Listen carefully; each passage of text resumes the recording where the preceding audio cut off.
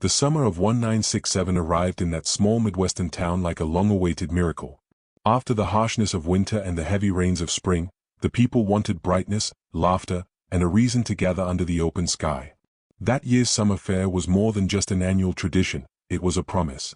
A promise of joy, of music echoing across open fields, of cotton candy dissolving on the tongue, and of children racing each other beneath strings of colored lights. The fairground stood at the very heart of the town, bordered by old oak trees and surrounded by farmland that stretched as far as the eye could see. Banners flapped lazily in the warm breeze, and the Ferris wheel, gleaming under the sun, turned slowly as though marking the rhythm of the season itself. It was the kind of day that settled into memory before it even ended.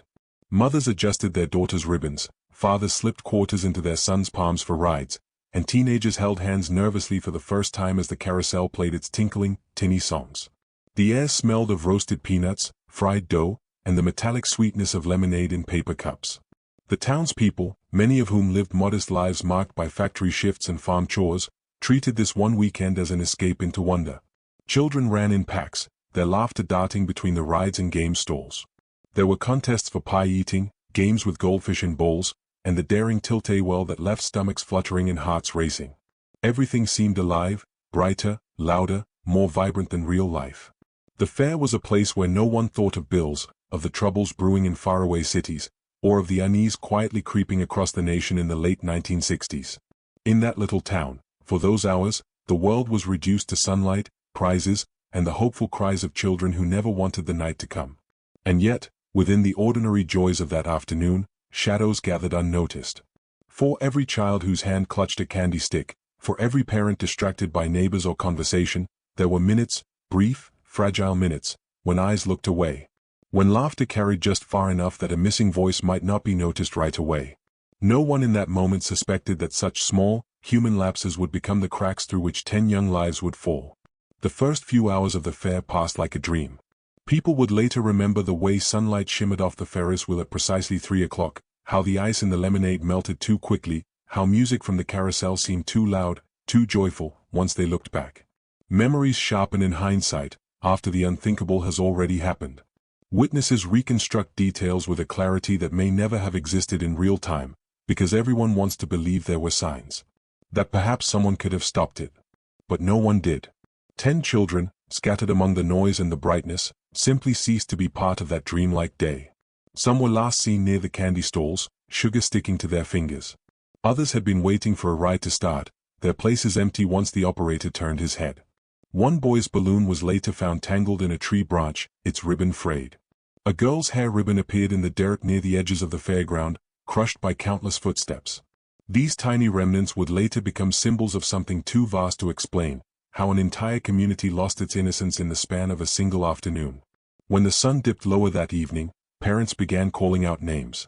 At first, their voices blended with the ordinary chaos of the fair, children running, music blasting, laughter ringing. But slowly, the calls grew sharper, edged with worry. Then came the searching, the hurried retracing of steps, the realization that more than one child was missing. By the time darkness fell, the fairgrounds were no longer a place of joy but a labyrinth of panic. The tragedy of that day would echo for decades. In the eyes of the parents, the fair became frozen in time, a wound disguised as memory. The very smell of fried dough or the faint sound of carnival music could bring tears long after. For the town itself, the event became a scar no one could avoid. The fair had been meant to celebrate community, but instead it fractured it forever. The disappearance of 10 children in a single afternoon wasn't just a mystery, it was a violation of trust, of safety, of everything the town thought it knew about itself. From that moment on, the fairground stopped being a place of joy. It became the stage of an unanswered question, one that would haunt not only the families but the very identity of the town for generations. The summer of 1967 had begun with warmth and brightness, but it would forever be remembered as the season when joy vanished, when laughter was cut short, and when the innocence of an entire community dissolved into silence. The fair would never return. And neither would those 10 children.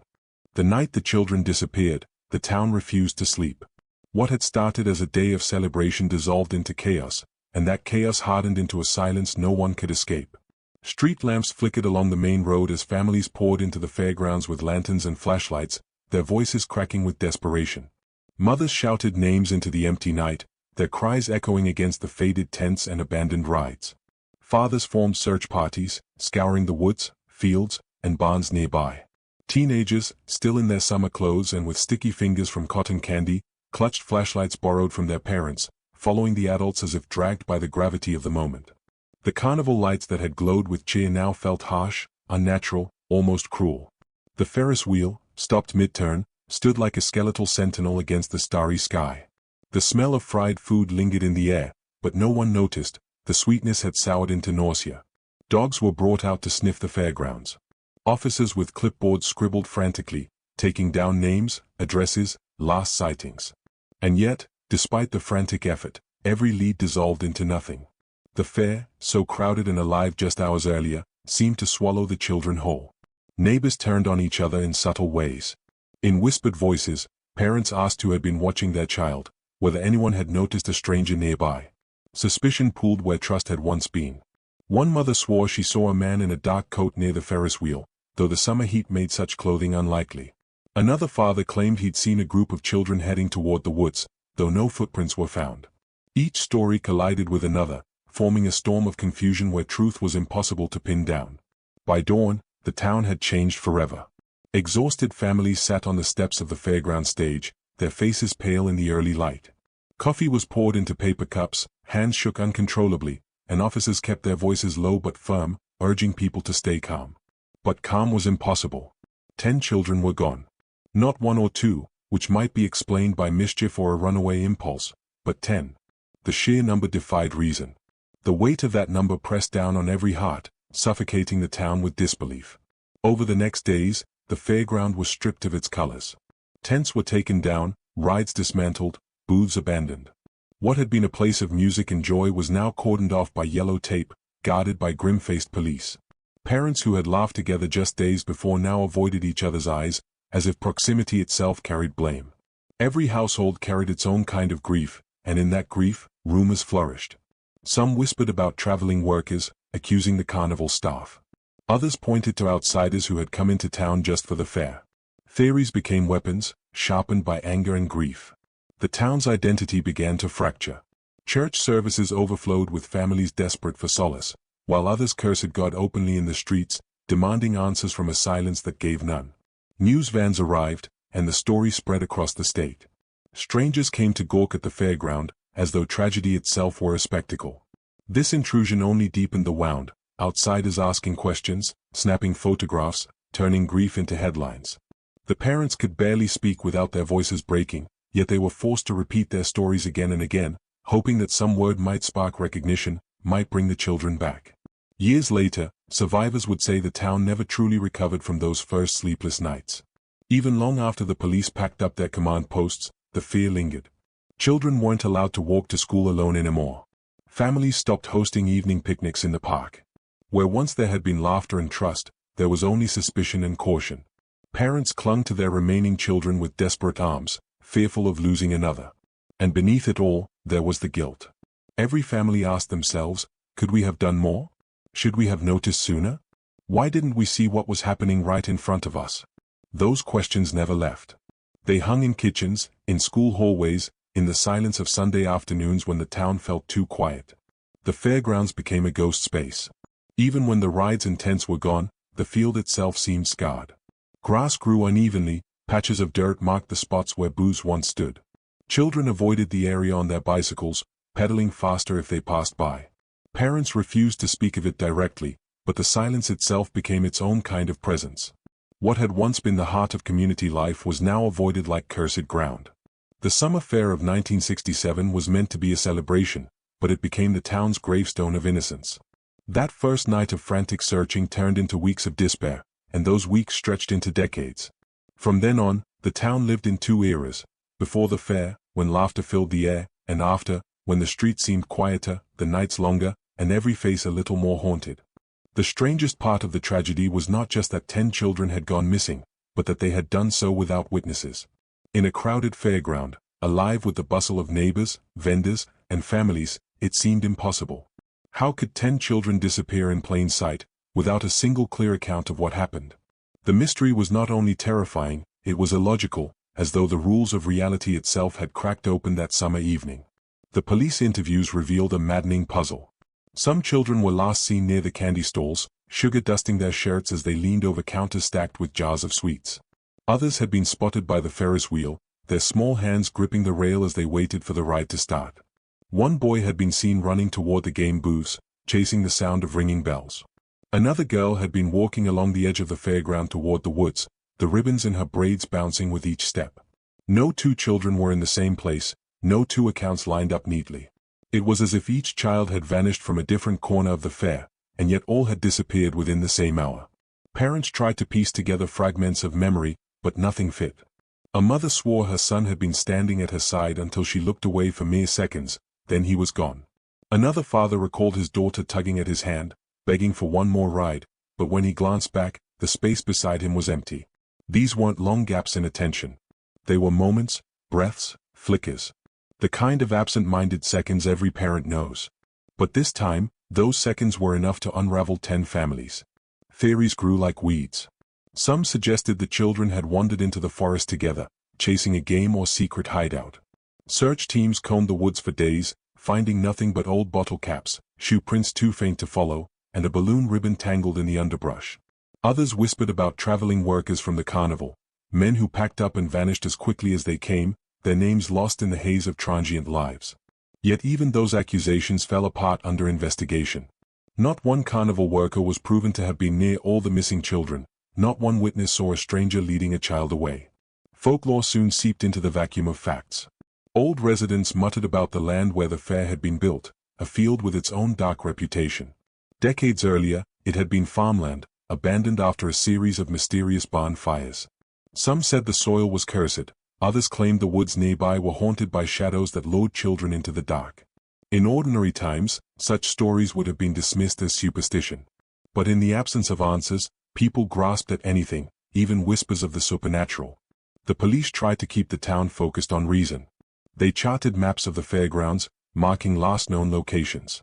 They timed the children's disappearances down to the minute, creating overlapping circles of possibility. But instead of clarity, the diagrams only deepened the strangeness. The children had not vanished from a single point. They had evaporated from all directions at once, like a spell cast over the fair. Witness testimony grew more contradictory with time. A teenager insisted he'd seen a group of children holding hands near the woods, yet another swore she saw the same children heading toward the Ferris wheel. One boy claimed he had heard whispers about a secret place the missing children wanted to find, a story that sounded like playground myth but haunted investigators for years. Memory is fickle, malleable under stress, and the more people searched their minds, the more muddled the truth became. The impossibility of the event became its own form of torment. Parents lay awake at night, trying to picture their children's last moments. Had they been frightened? Had they gone willingly, following a promise only a child would believe? The thought that 10 children could vanish without sound or struggle drove many into obsession.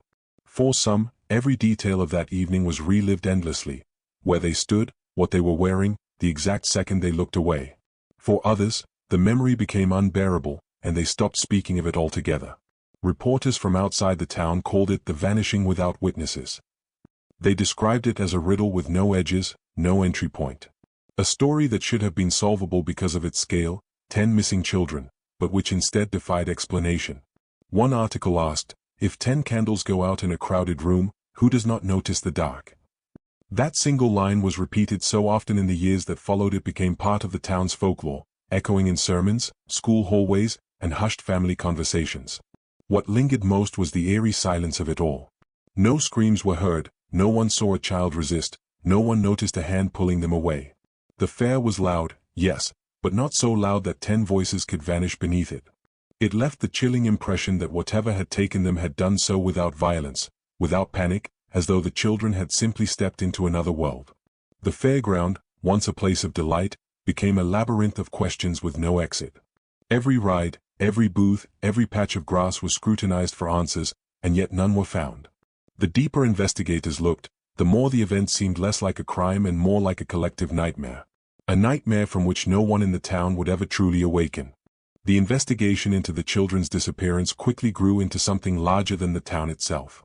In the first week, local police worked tirelessly, but as the days stretched into weeks without answers, state investigators and federal agents were called in.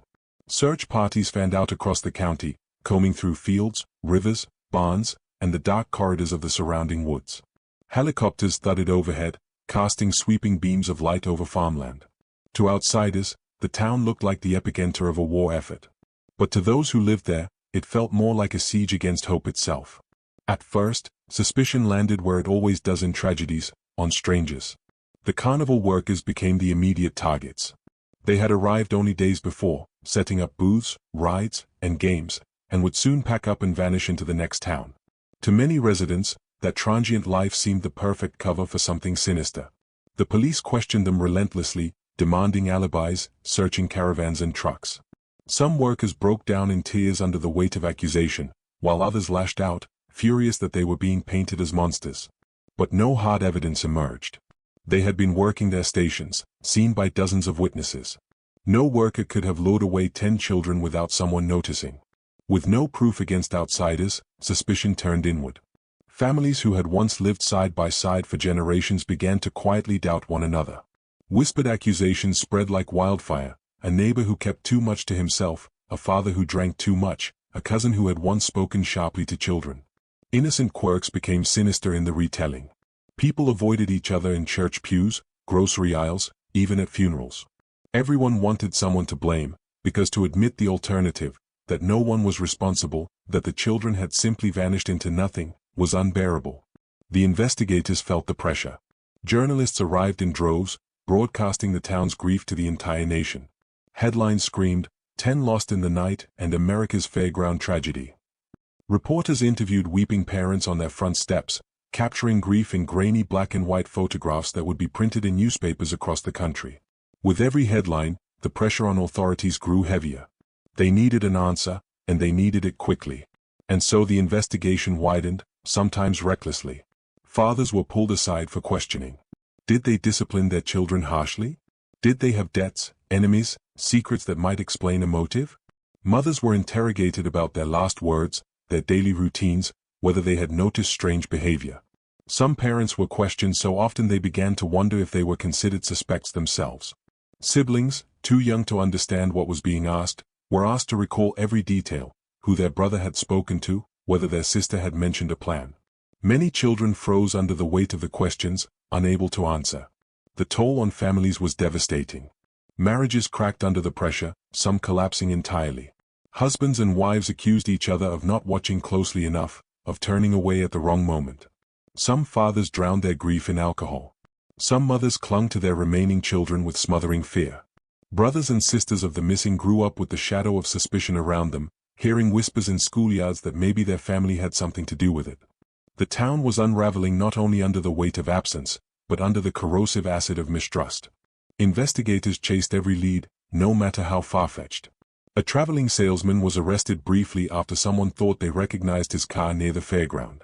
A local farmhand was interrogated after a neighbor reported seeing him near the woods. Each time, the story built momentum, and each time it collapsed. The salesman had been 2 towns away, confirmed by receipts. The farmhand had been repairing a fence, witnessed by his employer.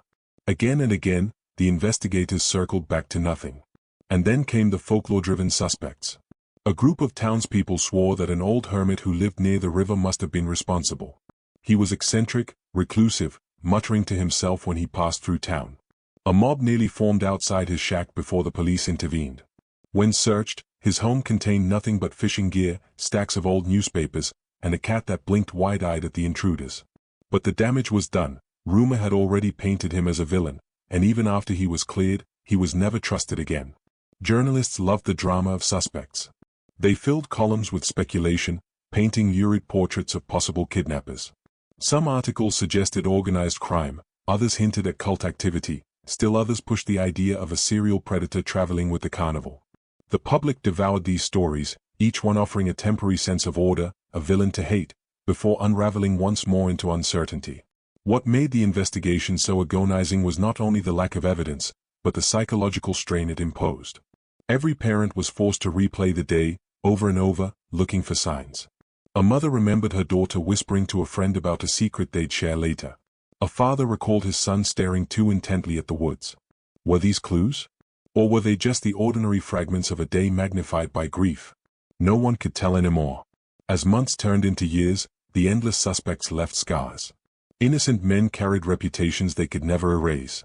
Families who had lived side by side now avoided each other, their friendships hollowed out by doubt. Even within households, silence festered, because sometimes suspicion turned inward, unspoken but lingering. A brother wondering if his sister had seen something she wasn't telling. A wife wondering if her husband knew more than he admitted. The case was not only about the missing children anymore. It had become a mirror, forcing the town to confront its darkest fears, not just about predators or strangers, but about themselves. The tragedy fractured trust at its core, until the town was no longer simply grieving, but living inside a wound that refused to heal. They were more than names on missing posters, more than faces frozen in photographs. To their families, the 10 children were living sparks, each with their quirks, their laughter, their stubborn habits, their dreams that were never given the chance to grow. To understand the weight of their loss, one must return to those final days, when each child was still a world of possibility. There was Anna, just 6, with hair so light it almost seemed to glow in the sun. She had a habit of humming when she played with her dolls, making up songs no one else could follow. Her mother remembered how Anna had begged for pink cotton candy that day, her cheeks sticky and sweet. Then there was David, 9, who lived for adventure. He would roam the fields near his family's farmhouse with a toy sword, declaring himself a knight defending hidden kingdoms. His father recalled that he had wanted to win a goldfish at the fair, certain he would care for it as faithfully as a warrior's steed. Evelyn, quiet and thoughtful at 11, carried a notebook everywhere. She sketched in the margins of her school books, filling them with flowers, houses, and sometimes strange winding paths. Her teacher would later say she was destined to become an artist. Next to her in age was Thomas, 10, mischievous and loud. He loved to play tricks on his siblings, slipping frogs into lunchboxes, hiding behind doors just to yell boo. His laugh, his mother said, was the kind that made even anger dissolve into affection. There were the twins, Samuel and Sarah, both 8, inseparable since birth. They were known in the neighborhood for their secret language, a series of whistles and claps no one else understood. At the fair, they had been seen chasing each other near the carousel, their identical grins blurring together in memory.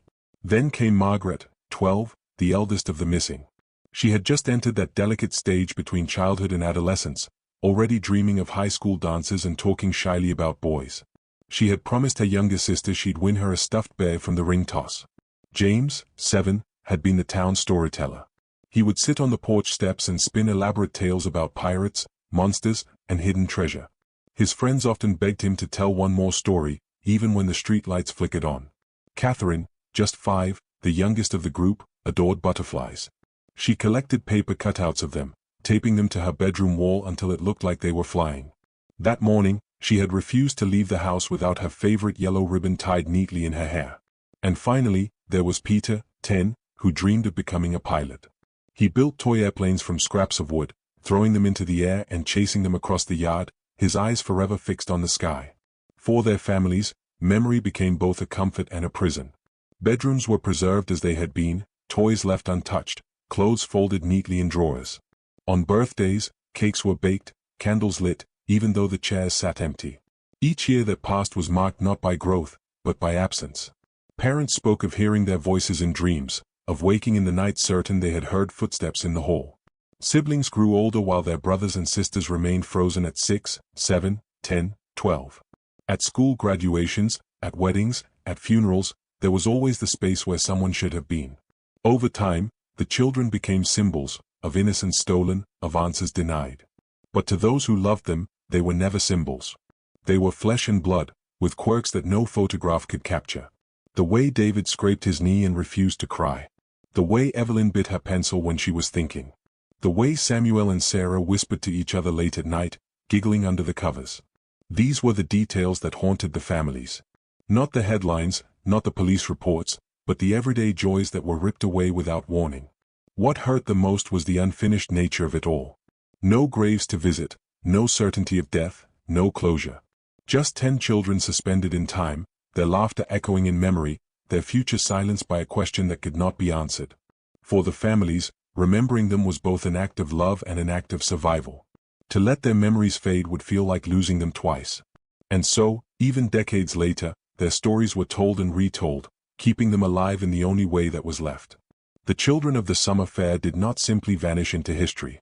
They lived on in the memories of those who had kissed them goodbye that morning, who had brushed their hair, tied their shoes, and promised them another ride, another game, another tomorrow. That tomorrow never came. But their presence, bright, fleeting, unfinished, never left. Decades had passed since the laughter of 10 children dissolved into silence at the summer fair. The town had aged in their absence. Buildings weathered, streets repaved, the scent of fried dough replaced by chain store neon, but the wound of 1967 never healed. The disappearance had long since shifted from front-page urgency to a ghostly whisper woven into the town's identity. For many, it had become myth, spoken of with caution, the way one speaks of haunted places or curses. Yet for the families who remained, it was not myth at all. It was marrow-deep grief that shaped every sunrise and every quiet night. It was in the late 1990s, nearly 3 decades after that fateful day, that the first tremor of revelation stirred. An old farmhouse, belonging to a man no one had thought much of, was scheduled for demolition. He had died alone, a recluse, leaving behind no heirs, no friends, just whispers of odd behavior and a life spent on the margins. His name had surfaced once or twice during the original investigation, nothing more than a shadowy figure described as the type who kept to himself. Investigators at the time had little evidence to pursue him, and so he faded into the background of unsolved tragedy. When contractors entered the crumbling house, they found a life frozen in dust. Newspapers stacked high, yellowed letters tied with twine, jars of rusted nails and screws lined along the shelves like relics of a forgotten world. It was a home steeped in neglect, yet beneath the decay there was something more, a sense of deliberate secrecy. In the basement, tucked behind a false panel, workers discovered a weathered chest. Inside were papers, sketches, maps, odd notes written in a hurried hand. Most were meaningless ramblings, but one item made the air seem to thicken around them. It was a map. Hand-drawn, carefully inked, its edges curling with age. Unlike the rest of the papers, this one carried intention.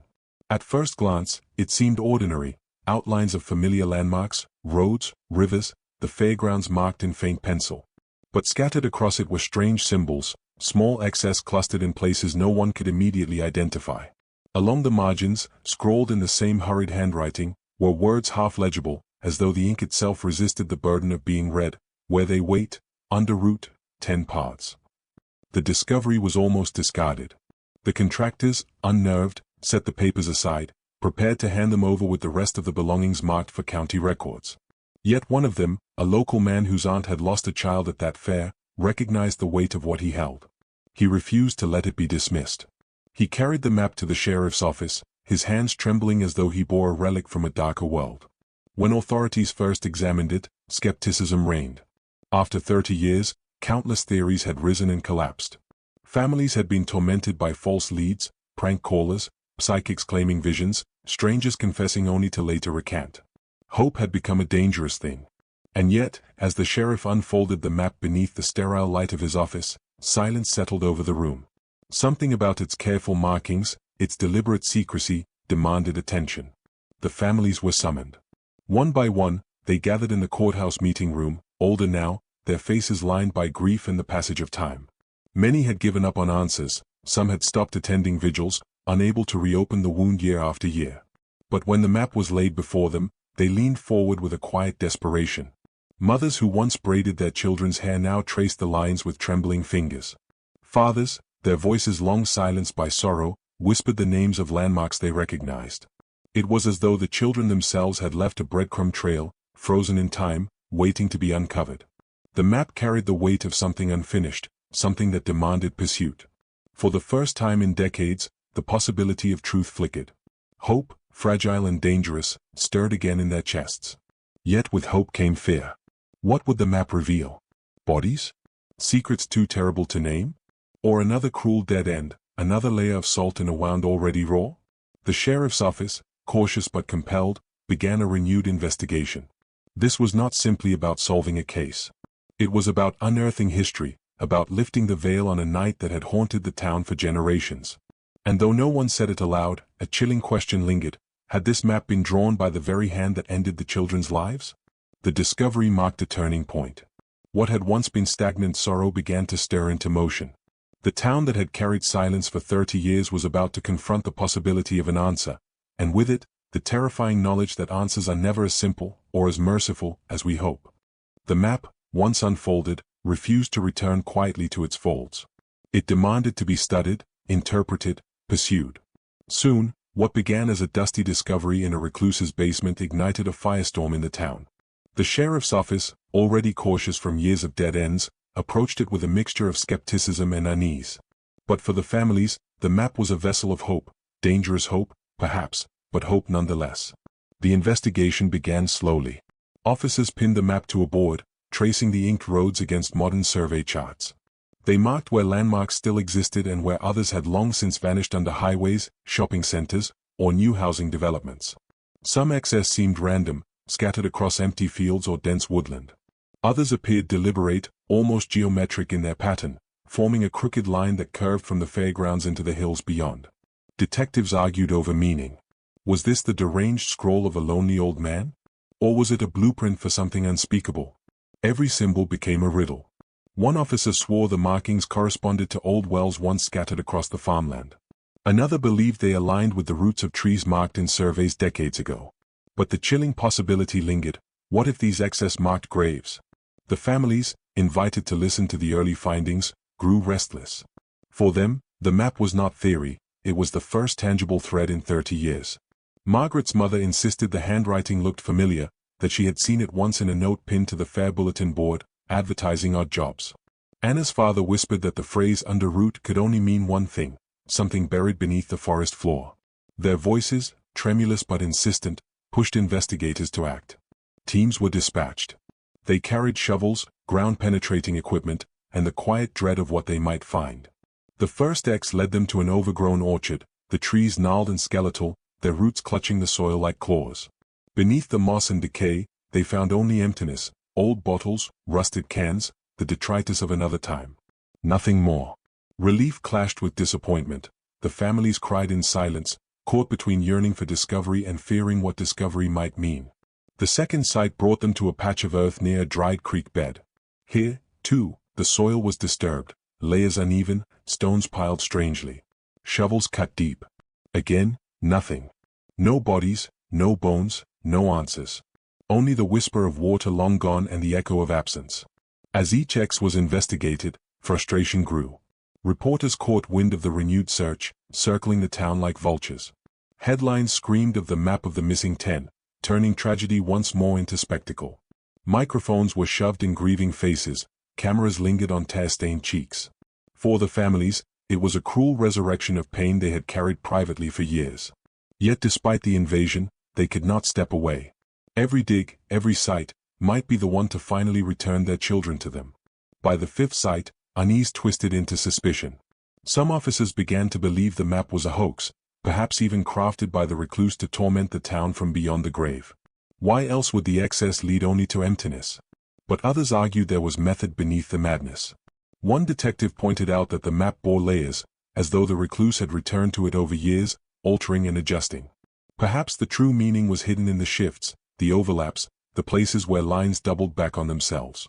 In the courthouse meeting room, the families gathered once more, this time with fraying patience. Samuel and Sarah's uncle slammed his fist against the table, accusing the police of dragging their feet. Evelyn's mother whispered prayers under her breath, clutching her daughter's old sketchbook like a talisman. Catherine's father stared at the map in silence, his eyes hollow, as though he had already seen the truth hidden in its lines and knew it would break them all. It was in that tension, between hope and despair, that the investigation took a darker turn. A young deputy, poring over the map late one night, noticed something overlooked. The symbols, when rotated, resembled more than just excess. They formed crude shapes, like doorways, like tunnels. And the crooked line they traced from the fairgrounds into the hills was not random at all. It followed the path of an old mining tunnel, sealed off since the 1940s. The revelation sent a shiver through the department. The tunnel was real, long abandoned, rumored to stretch for miles beneath the earth. Few alive remembered its exact location, but records confirmed its existence. Suddenly, the map was no longer dismissed as rambling. It was a guide. A key. A message left behind for reasons no one yet understood. The discovery reignited the family's anguish and determination. If the tunnel held answers, it also held the unbearable possibility of what those answers might be. For the first time in decades, the town felt the pulse of approaching truth. Yet truth, like the tunnel itself, loomed dark, dangerous, and suffocating. And so the investigation shifted. What began as scattered digs in lonely fields narrowed to a singular focus: the sealed mine. A place that had slumbered beneath the earth for half a century was about to be disturbed. And with it, so too would the ghosts of the summer fair rise from silence. The tunnel lay hidden beneath layers of earth and memory, a relic of the town's forgotten industry. In the 1940s, men had descended into its depths with pickaxes and lanterns, their sweat and labor carving out veins of ore. But time had closed it off. Landslides collapsed entrances, boards nailed across openings rotted away, and what once echoed with hammer strikes and miners' voices became a hollowed grave of silence. Few spoke of it anymore. Fewer still remembered exactly where it had been. And yet, the recluse's map pointed there with uncanny precision, as if the tunnel had always been waiting to be rediscovered. When investigators confirmed its location, the announcement spread like wildfire. The families, the town, the media, all turned their eyes toward the hills. The sheriff's office, wary of igniting false hope, cautioned patience. But patience had already been exhausted over 30 years. What lay beneath the earth now felt less like a possibility and more like inevitability. The search team prepared with grim resolve. Excavators cleared brush, shovels clawed at the soil, metal detectors swept the ground. Finally, after days of labor, they found it, a sloping mound of stone and earth concealing a jagged opening. Old timbers jutted out like broken ribs, splintered and darkened with age. The air that seeped from within was cool, damp, tinged with the metallic bite of rust and the earthy musk of decay. Standing before it, one deputy whispered, "It smells like it remembers." The decision to enter was not taken lightly. Structural engineers warned of collapse. The mine had slumbered untouched for half a century, its bones were fragile. Still, the sheriff ordered a cautious exploration. Flashlights replaced lanterns, hard hats replaced miners' caps, but the fear was the same. To descend into that tunnel was to walk into a grave of history. The first steps were hesitant. Boots crunched on gravel, lights sliced through the darkness, illuminating beams of dust that hung thick in the stagnant air. The walls closed in, damp and slick, etched with pick marks that told of forgotten labor. Every sound seemed amplified, the drip of water, the shuffle of feet, the distant groan of shifting earth. Above ground, the families waited, their faces turned toward the hills, holding their breath as though their children's voices might rise from the depths at any moment. As the team pressed deeper, they found strange signs. On the tunnel walls, faded chalk markings lingered, symbols, numbers, crude arrows pointing further inside. Some could be remnants of miners' directions, but others seemed newer, less eroded by time. One officer swore he saw a set of initials etched in the stone, the letters matching one of the missing children. His claim could not be proven, but the thought spread quickly, infecting the group with dread. Then came the objects. Near a collapsed shaft, half buried in silt, they found a child's shoe. Its leather cracked, its sole worn thin, but unmistakably small. Not far from it, a rusted tin lunchbox, the kind sold at dime stores in the 1960s, its paint flaking but still bearing the faint image of a cartoon cowboy. These artifacts, mute and damning, were carried to the surface, shown to the waiting families. Gasps and sobs broke the air. Mothers clutched at the shoe as though it were a fragment of their child returned. Fathers turned away, unable to watch. The truth was no longer abstract. It had touched the soil, risen from the dark. Yet the mind gave answers in pieces, not in fullness. Each artifact deepened the mystery instead of resolving it. Why had the children been brought here? Who had carried them into the earth and left them behind? And why mark the locations on a hidden map, only to let it molder in a forgotten chest? Deeper still, the tunnel revealed its most haunting feature. A chamber opened up, larger than the narrow passages, its ceiling lost in shadow. Along the walls, wooden supports had collapsed, forming twisted shapes like skeletal arms. In the center of the chamber lay something the investigators had not expected, a circle of stones, deliberately arranged, as though someone had built a place of gathering. Within the circle, they found scraps of fabric, fragments of rope, and the blackened remnants of fires long extinguished. The chamber breathed unease. Was this where the children had been kept? Had they gathered here, frightened and clinging to one another, their voices swallowed by the earth? The silence pressed in, heavy, suffocating, as though the walls themselves remembered their cries. One officer muttered he felt watched, as if the mine had eyes. Another refused to step further, shaken by the oppressive stillness. When news of the chamber reached the surface, it sent ripples of horror through the town. Reporters spun tales of cults, of rituals in the dark. Families recoiled from the speculation, unwilling to let their children's memory be twisted by sensationalism. For them, the chamber was not a stage for myth. It was a prison, a place where innocence had been stolen. As the team withdrew, marking the site for further excavation, the sheriff faced the families with heavy words. They had found evidence, fragments, relics, whispers of truth, but not the children themselves. Hope and grief clashed violently in that moment. Some families wept with relief that there was finally proof, finally something tangible after decades of absence. Others collapsed under the weight of despair, knowing that proof without resolution was its own form of torment. Above the mine, the town shuddered with unease. The recluse's map had led them into darkness, and in that darkness they had unearthed echoes of the missing 10. But echoes are not answers. What lingered in the hearts of all who watched was the certainty that the mine had more to give, more to reveal. The children's story was still trapped in the earth, and the earth was not done speaking. The mine should have offered closure.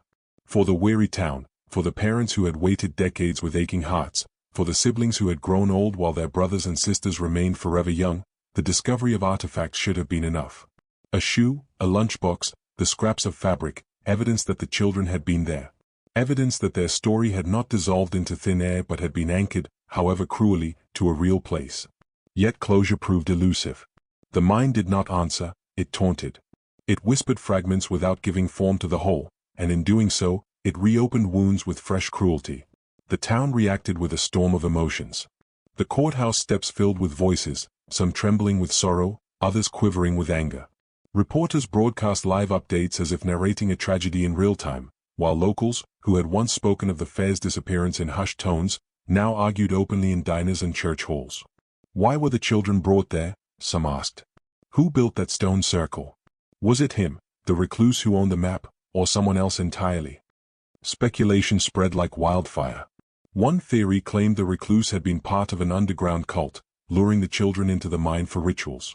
Another insisted he had simply stumbled upon the truth years later, his guilt or obsession driving him to preserve it in cryptic symbols.